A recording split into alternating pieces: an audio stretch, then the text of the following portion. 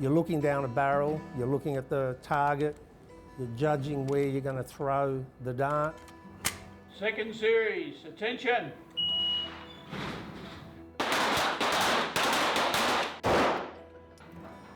At the Springvale shooting range in Melbourne's southeast, it's on for young and old. So what's shooting a gun like? It's really good, it's a lot of fun. It requires a lot of coordination, internal discipline. Ultimately, it's a mind game. An avid sports shooter, Jack Wegman also collects rare and prized firearms. People should be allowed to collect.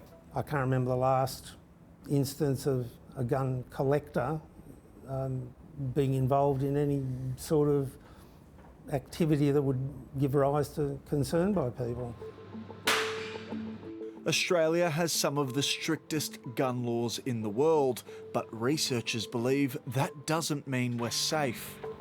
This research shows that there's a link between legally owned firearms and illegal firearms. The more legal guns there are, the more can be stolen to become illegal guns.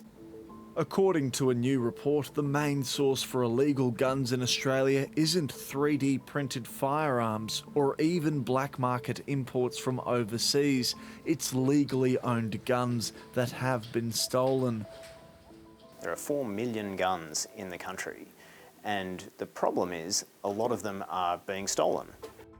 There's no national database for stolen firearms, and the data collected state by state is inconsistent. But the Australia Institute says 44,000 guns have been stolen over the last 20 years, with Queensland, then New South Wales and Victoria topping the list.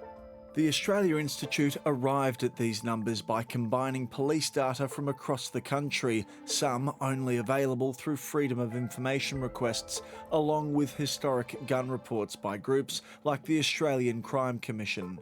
The Northern Territory Police did not provide any data.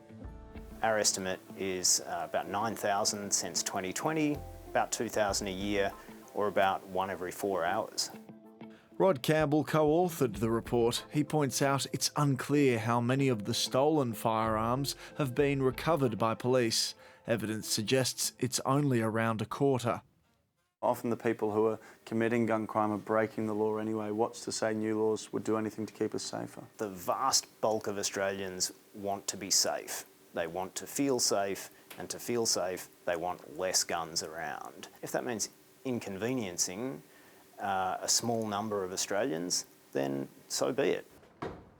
He wants stricter limits on the number of firearms anyone can legally own, with guns more prevalent in suburbia than the sticks. New South Wales police data from 2021 showing one person in Sydney owned 305 guns. Who on earth needs 300 guns? Moves to tighten gun laws have already faced backlash. In Western Australia, new laws passed earlier this year limit most people to owning only 10 guns. Hunters are restricted to 5. Whether you have 1 or 100, what you're doing is you're licensing the individual as a fit and proper person to be trusted to own firearms. 15-year-old boys with man buns writing legislation in Canberra, I find mildly annoying. Despite different laws in each state and territory, there are some universal rules when it comes to gun ownership. Across the country, it takes at least 28 days to obtain a licence. During that time, police conduct necessary checks. You also need a separate permit to buy at least your first gun. That's on top of your licence. The kind of permit also changes depending on what type of gun you want to buy. Then once you've got a gun, you must safely store it, otherwise risk losing your licence. Anybody who has an angle grinder or something and enough time will break into one of these things, as they can break into pretty much anything. But it takes time, and you're not just going to jemmy the door open. And particularly around storage, do you feel confident that it's at a good level where the laws are at the moment? Do you think there's scope to kind of increase that? No, look, I think it's at a fairly good level.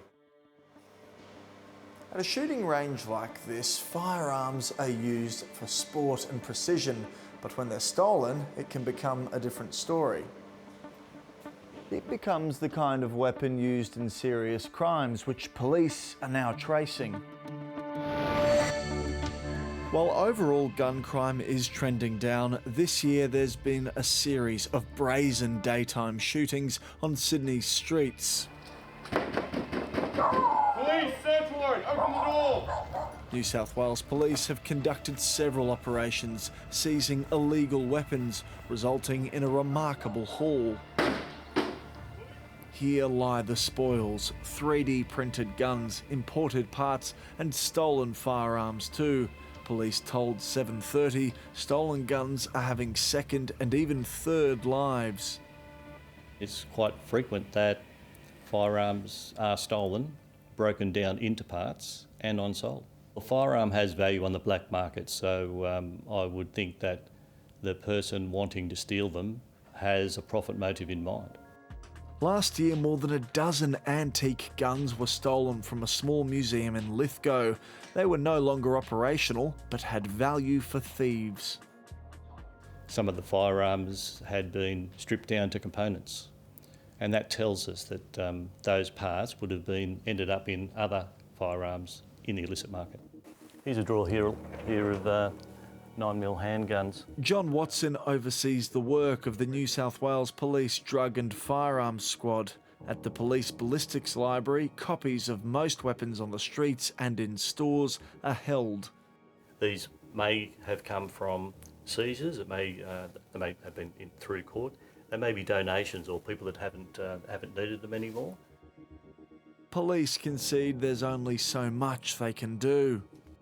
You can't regulate or legislate against people's behaviours. So regardless of how strong our laws are, there will always be these actors. Do you think the current laws in place, for at least in New South Wales, are adequate for public safety and for police to have confidence that firearms won't be stolen? We've got some of the strongest gun laws in the world. If people are breached, it's zero tolerance, guns are removed, and those people run the risk of losing their licences and their firearms.